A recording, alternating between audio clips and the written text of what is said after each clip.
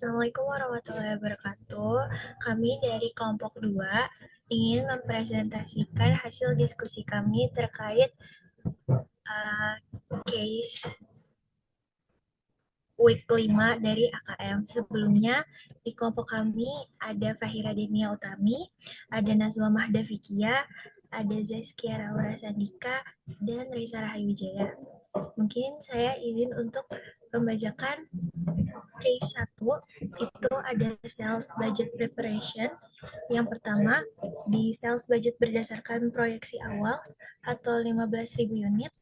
Data dasarnya ada pada volume penjualan itu 15.000 unit dan harga jual per unitnya ada di $25. Untuk rumusnya sendiri, kami menggunakan sales revenue yang dimana sama dengan unit dikali price per unitnya yang hasilnya $375.000. Untuk keterangannya sendiri, unit terjual 15.000, harga per unitnya ada pada $25 dan total penjualannya ada pada $375.000. Yang kedua, ada dampak peningkatan volume penjualan 5%, di mana volume baru menjadi 15.000 dikali dengan 1,05 yang dimana hasilnya adalah 15.750 unit. Dan pendapatan barunya itu ada di 393.750 dolar. Untuk perbandingan dengan proyeksi awal sendiri, ada pada kenaikan pendapatan. Kenaikan pendapatannya sendiri ada pada $18.750. Dan untuk persentase kenaikannya ada di 5%. Untuk kesimpulannya sendiri, peningkatan volume 5% secara langsung meningkatkan pendapatan 5% selama harga per unitnya tetap. Dan selanjutnya ada 3, dampak penurunan harga 10%. Harga baru yang dimana $25 dikali dengan 10% sama dengan $22.50 per unitnya. Pendapatan baru di mana 15.000 dolar dikali 15.000 unit dikali dengan $22.50 yang hasilnya $337.500. Perbandingan dengan proyeksi awal sendiri, penurunan pendapatan itu ada di $37.500 dan presentasi penurunannya ialah 10%. Untuk kesimpulannya sendiri, penurunan harga 10% menyebabkan total pendapatan turun 10% bila volume penjualan tetap. Dan selanjutnya ada di poin 4, strategi penyesuaian biaya jika harga turun 10%. Agar profitabilitas tetap terjaga meskipun harga jual turun 10%, Greentech harus menyesuaikan struktur biayanya. Langkah-langkah yang dapat dilakukan ialah menurunkan biaya produksi, cost of goods sold atau COGS-nya, dengan menegosiasi harga bahan baku ramah lingkungan, juga bisa dengan meningkatkan efisiensi proses produksi otomatis atau waste reduction, dan juga bisa dengan outsourcing sebagai komponen jika lebih hemat biaya. Dan juga bisa mengurangi biaya pemasaran dan distribusi dengan beralih ke digital marketing yang lebih murah dan terukur, dan juga optimalisasi jalur distribusi atau kurangi biaya logistik dan gudang. Yang ketiga, dapat menekan biaya overhead dan administrasi dengan mengontrol pengeluaran operasional, misalnya listrik, sewa, dan utilitas. Dan juga bisa dengan menunda rekrutmen baru atau proyek non-prioritas. Dan selanjutnya bisa meningkatkan efisiensi tenaga kerja dengan pelatihan karyawan agar produktivitas meningkat tanpa menambah biaya tenaga kerja. Untuk dampak terhadap strategi perusahaannya sendiri, tadi ada profitabilitas yang dimana dampak atau penyesuaiannya adalah dapat dipertahankan jika efisiensi biaya melebihi penurunan harga. Dan sedangkan aspek untuk positioning produk itu dampaknya ialah tetap kompetitif di pasar dengan harga lebih rendah. Dan selanjutnya untuk kualitas produk sendiri harus dijaga agar persepsi pelanggan tidak turun. Dan yang terakhir ada jangka panjang yang dimana dampak atau penyesuaiannya fokus pada efisiensi, berkelanjutan, dan inovasi untuk menjaga margin. Mungkin boleh dilanjut oleh rekan saya. Untuk yang case 2-nya itu adalah mengelola biaya overhead di Blueprint Ltd. Yang pertama itu ada berapa anggaran overhead berdasarkan proyeksi awal 100.000 unit. Anggaran overhead dihitung dengan menggabungkan biaya overhead tetap dan variabel pada tingkat aktivitas yang direncanakan. Biaya overhead tetap di 500.000 dolar. Biaya ini tidak berubah dengan volume produksi dalam jangka pendek. Biaya overhead variabel itu ada 100.000 unit dikali 4 dolar per unit sama dengan itu adalah 400 dolar. Total anggaran overheadnya itu adalah biaya overhead tetap ditambah biaya overhead variabel, yaitu 500 dolar ditambah 400 dolar sama dengan 900 dolar. Untuk itu, jawaban di proyeksi awal itu total anggaran di tahun 2024 itu adalah 900 dolar. Yang kedua itu dampak penurunan produk sebesar 10% terhadap overhead variabel dan biaya dan total biaya overheadnya. Penurunan 10% dari 100.000 unit berdasarkan produksi baru menjadi 90.000 unit. Dampak pada overhead variabel, biaya overhead variabel baru itu sama dengan 90.000 unit dikali 4 dolar per unit sama dengan 360.000 dolar. Terus penurunan dari anggaran awalnya itu adalah 400 ribu dolar dikurang 360 dolar sama dengan penurunan terbesarnya adalah 40.000 dolar. Biaya overhead variabel berkurang secara proporsional dengan penurunan produksi. Dampak pada total biaya overhead itu biaya overhead tetap 500 itu nggak berubah sama sekali. Terus total biaya overhead barunya, overhead tetap ditambah overhead variabel baru sama dengan 500.000 dolar ditambah 360.000 dolar sama dengan 860.000 dolar. Penurunan dari anggaran awal yaitu 900.000 dolar dikurang 860.000 dolar yaitu sebesar 40.000 dolar. Namun ada dampak kritis secara manajerial pada biaya per unitnya. Biaya overhead pada unit awal itu kan 900.000 dolar dibagi 100.000 unit sama dengan 9 per unit.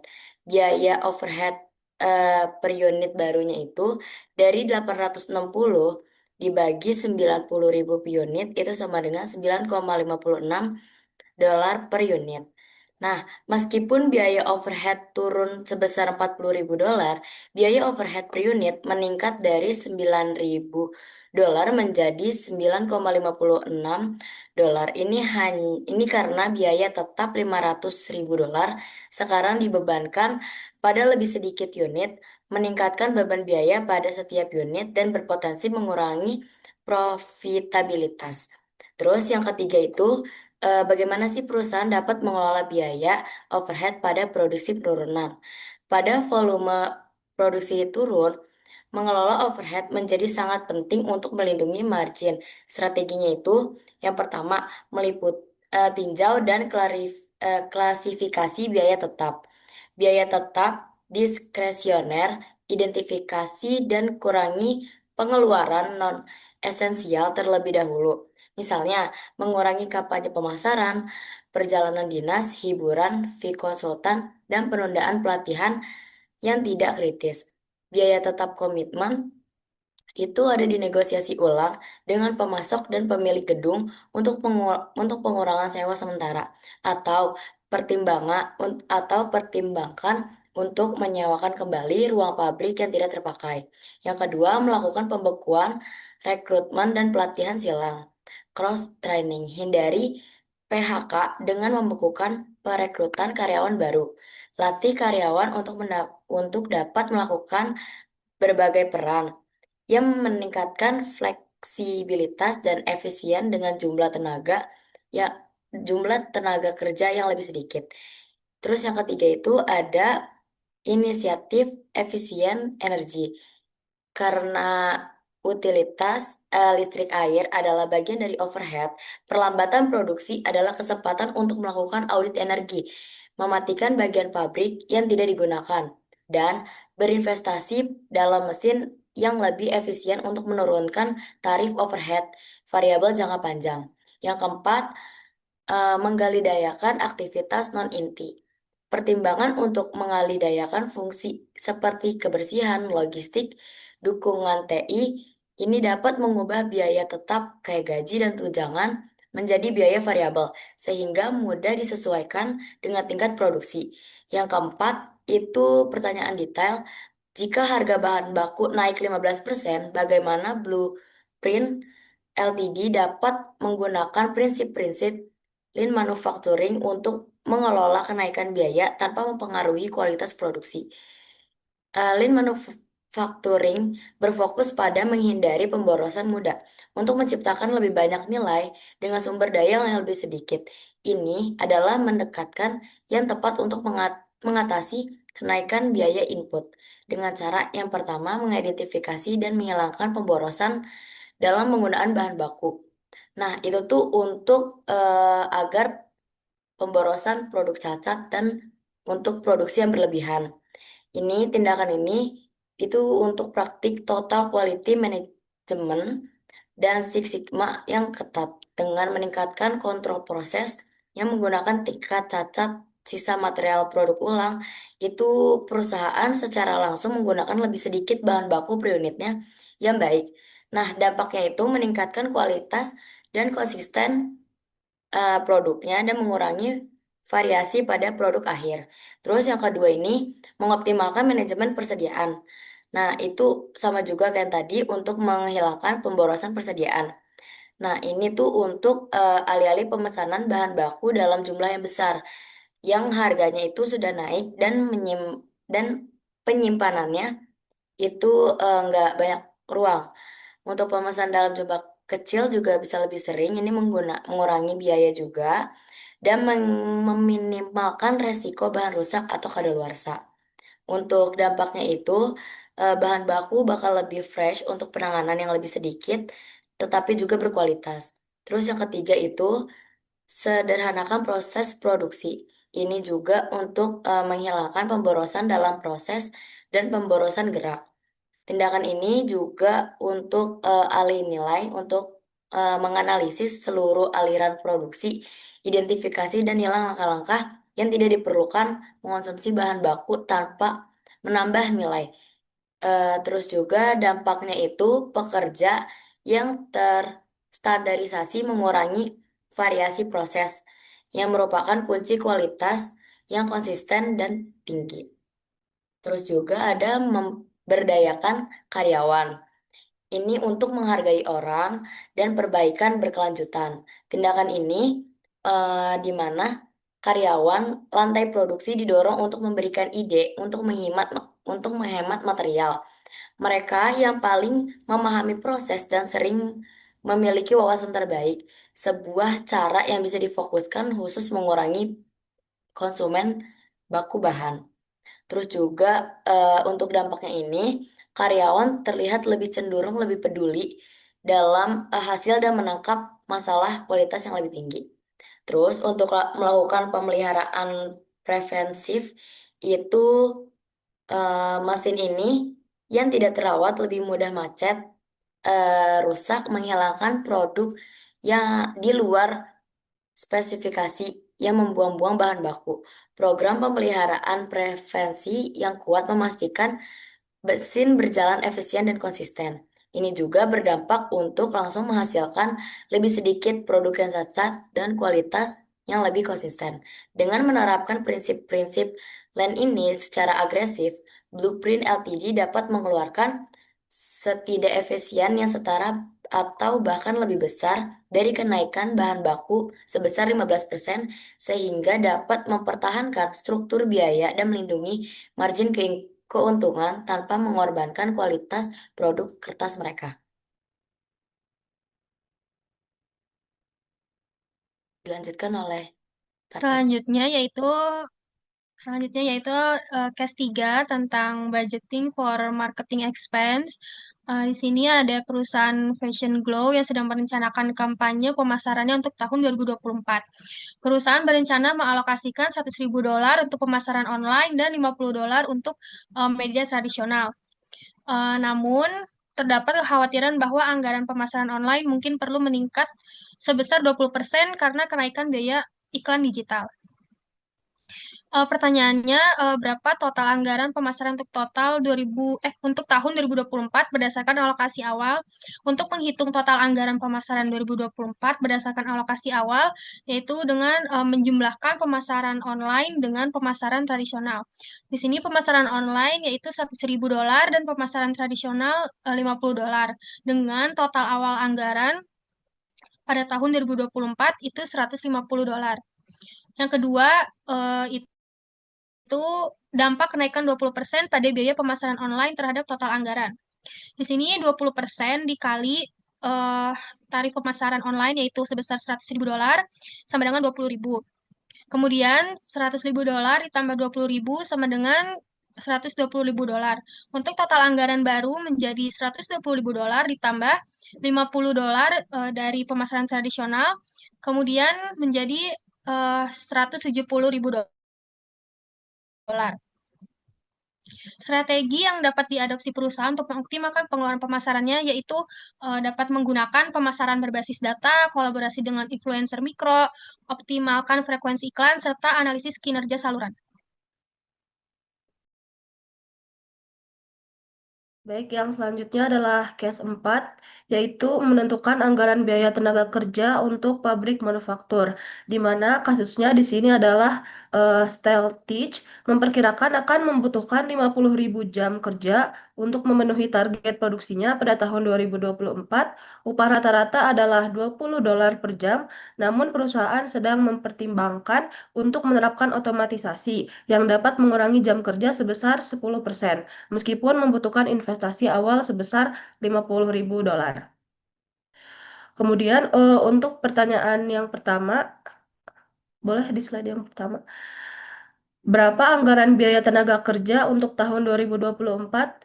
Berdasarkan perkiraan saat ini, jawabannya adalah anggaran biaya tenaga kerja dihitung dengan rumus total jam kerja dikali tingkat upah rata-rata. Jadi anggarannya adalah 50.000 jam dikali $20 per jam sama dengan $1 juta.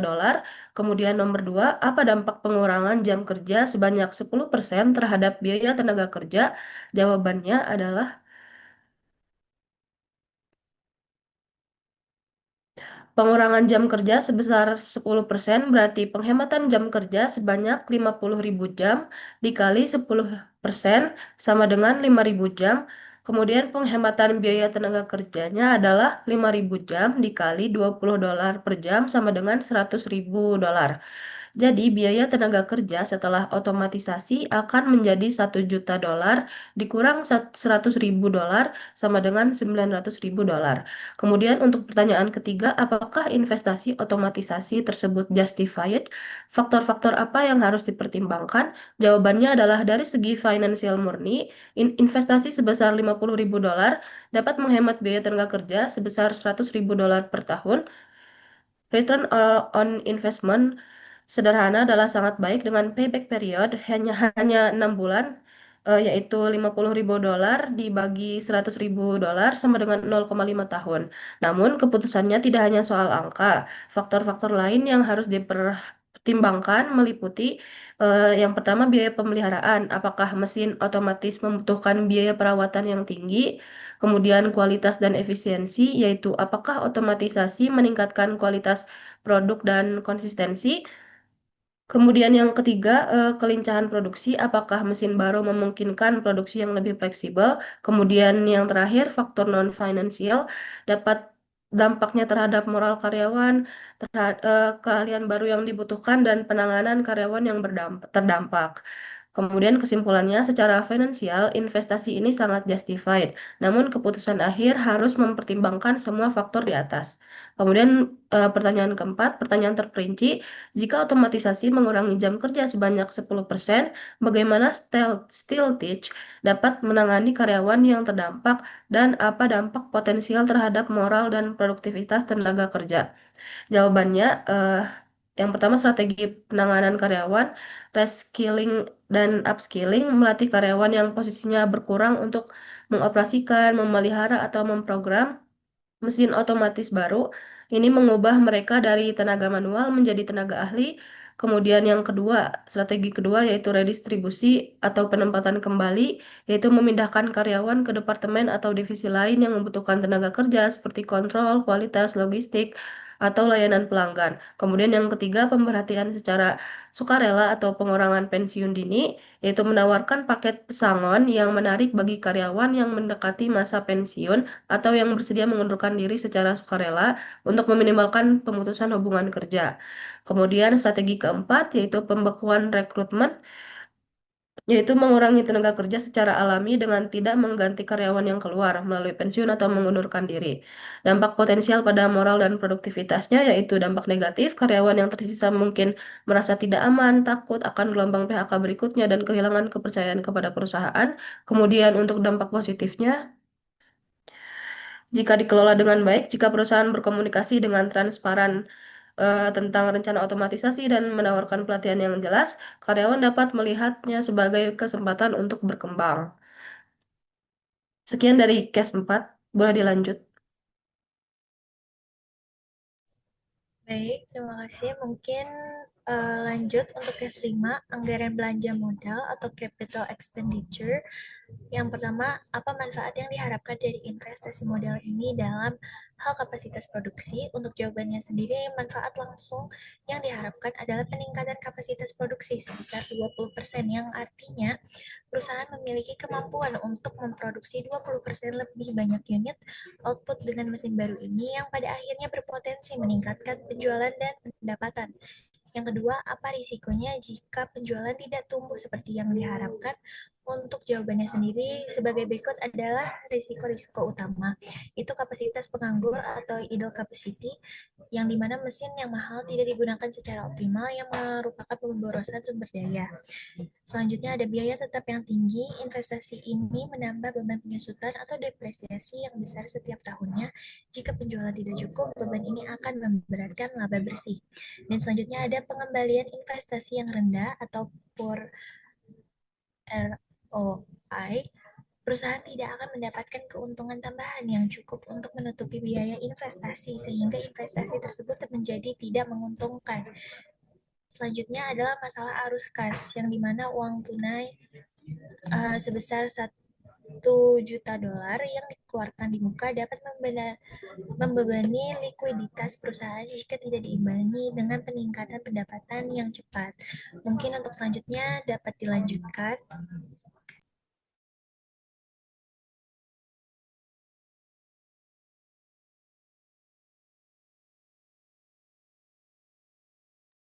Yang ketiga, haruskah Autotech melanjutkan belanja modal ini atau sebaliknya menunggu kepastian pasar yang lebih besar?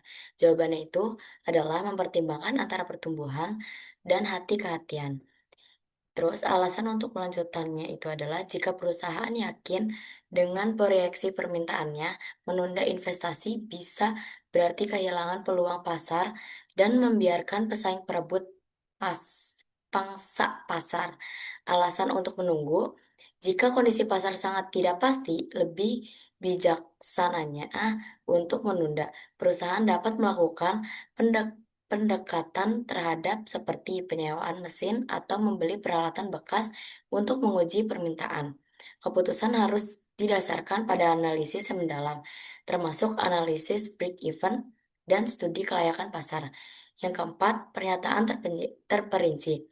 Bagaimana seharusnya Autotech melakukan analisis break-even untuk menentukan pertumbuhan penjualan minuman yang diperlukan untuk membenarkan investasi ini? Jawabannya, analisis break-even untuk investasi modal ini bertujuan untuk menentukan tambahan volume penjualan dalam unit atau dolar yang diperlukan untuk menutupi biaya tahunan dari investasi tersebut. Langkah-langkahnya, yang pertama itu hitung biaya tambahan tahunan dari investasi. Biaya utama di sini adalah penyusutan depresiasi mesin. Asumsikan manfaat mesin adalah 10 tahun. Biaya penyusutan tahunan sama dengan 1 juta dolar dibagi 10 tahun sama dengan 100.000 dolar per tahun. Catatan, jika ada biaya tambahan seperti pinjaman bunga, biaya pemeliharaan yang lebih tinggi, atau penghematan biaya variabel juga harus dimasukkan.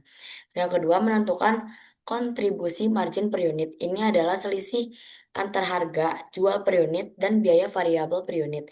Misalnya, jika harga jual per unit adalah P dolar dan biaya variabel per unit sama dengan V dolar, maka kontribusi margin per unit sama dengan P dikurangi V dalam kurung dolar. Hitung titik impas, break even point untuk investasi. Itu juga ada rumusnya, yaitu tambahan unit penjualan yang diperlukan sama dengan biaya tambahan tahunan dibagi kontribusi margin per unit.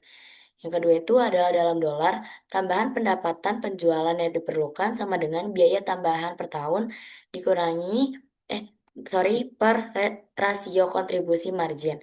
Rasio kontribusi margin itu sama dengan P dikurangi V dibagi P. Contoh perhitungannya, biaya tahunan penyusutan 100.000 dolar, harga jual per unitnya P itu sama dengan 500 dolar, biaya variabel per unitnya V 300 dolar, kontribusi margin per unitnya sama dengan 500 dolar dikurang 300 dolar sama dengan 200 dolar. Tambahan per unit penjualan yang diperlukan itu sama dengan 100.000 unit dikurang 200 dolar sama dengan 500 unit. Interpretasi Autotech perlu menjual 500 unit tambahan setiap tahun hanya untuk menutupi biaya penyusutan mesin baru. Jika peningkatan kapasitas 20% setara dengan lebih dari 500 unit, maka sisa kapasitas itulah yang akan memberikan keuntungan tambahan. Jika perusahaan tidak yakin dapat menjual 500 unit tambahan, maka investasi ini terlalu beresiko. Lanjut lagi. Kemudian ada case 6 membahas sensitivity analysis for budget assumption. Di sini ada sebuah perusahaan yang bernama Home Comfort sedang merencanakan anggaran tahun 2024 untuk dua lini produknya, yaitu set furniture basic dan set furniture premium. Perusahaan berasumsi akan menjual 10.000 set basic dan 5.000 set premium dengan harga masing-masing 500 dolar dan 1.000 dolar. Namun, perusahaan khawatir terhadap kemungkinan kenaikan harga bahan baku dan penurunan permintaan konsumen. Pertanyaan pertama adalah, berapa total pendapatan berdasarkan asumsi anggaran awal? Untuk menghitung ini, kita akan pertama menghitung penjualan set basic. 10.000 unit dikali 500 dolar sama dengan 5 juta dolar untuk penjualan set basic. Kemudian untuk penjualan set premium, yaitu 5.000 unit dikali 1.000 dolar sama dengan 5 juta dolar untuk penjualan set premium. Kemudian untuk total pendapatan awalnya menjadi 5 juta dolar ditambah 5 juta dolar sama dengan 10 juta dolar. Yang pertanyaan kedua yaitu bagaimana dampak kenaikan 5% biaya bahan baku dan penurunan permintaan 10% terhadap total anggaran. Di sini kita akan menghitung dulu efek pada revenue langsung dari penurunan permintaan 10%. Pertama, kita akan menghitung new volume untuk basicnya, yaitu 10.000 dikali 1 dikurang 10% sama dengan 10.000 dikali 0,90 sama dengan 9.000.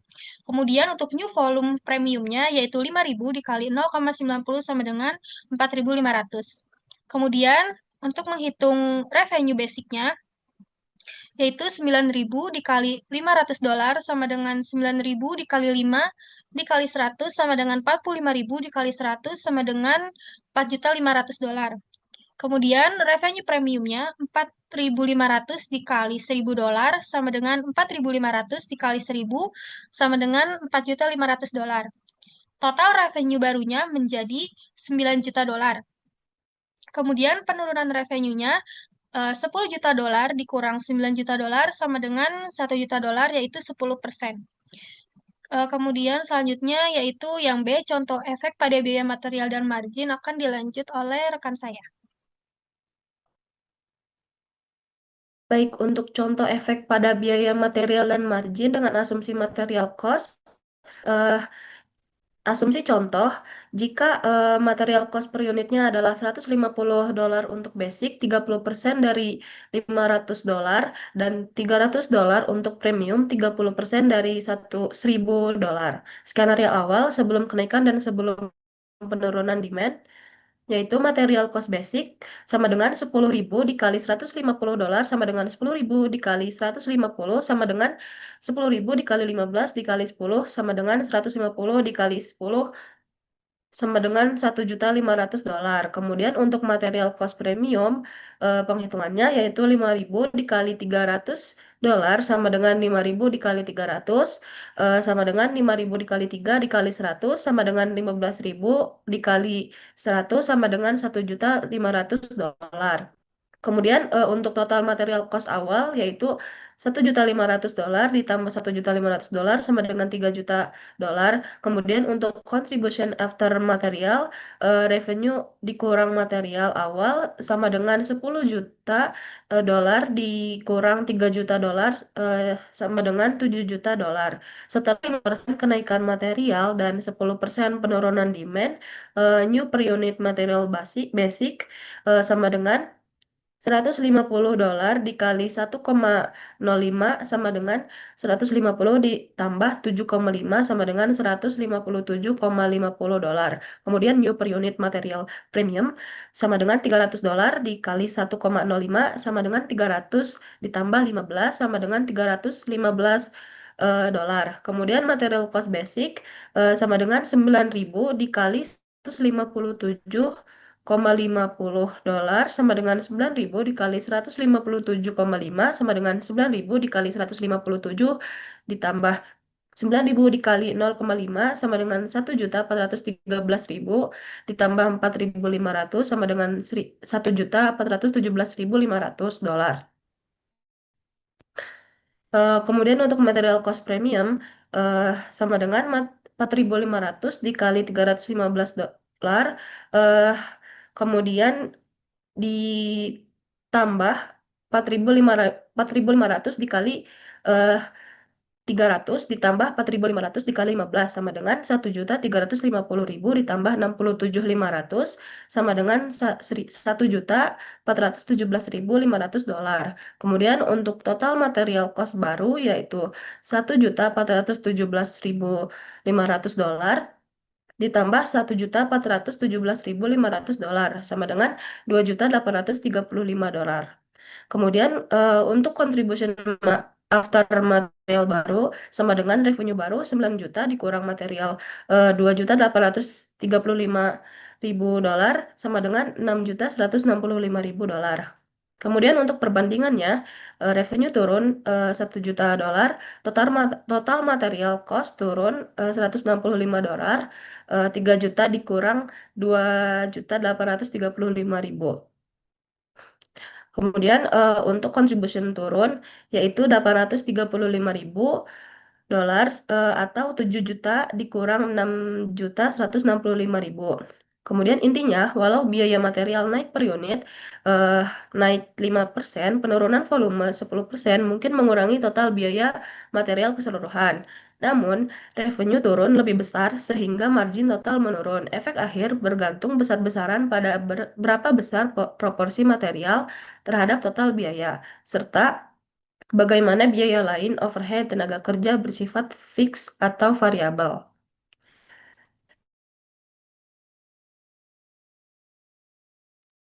Kemudian untuk yang nomor 3, rencana kontingensi apa yang dapat dikembangkan perusahaan untuk menghadapi ketidakpastian tersebut? Yang pertama, negosiasi dan diversifikasi pemasok, kemudian penyesuaian harga, price strategy, kemudian penyesuaian produk atau penggantian bahan, kemudian pengurangan biaya tidak penting dan realokasi anggaran, kemudian optimisasi biaya produksi dan lean manufacturing.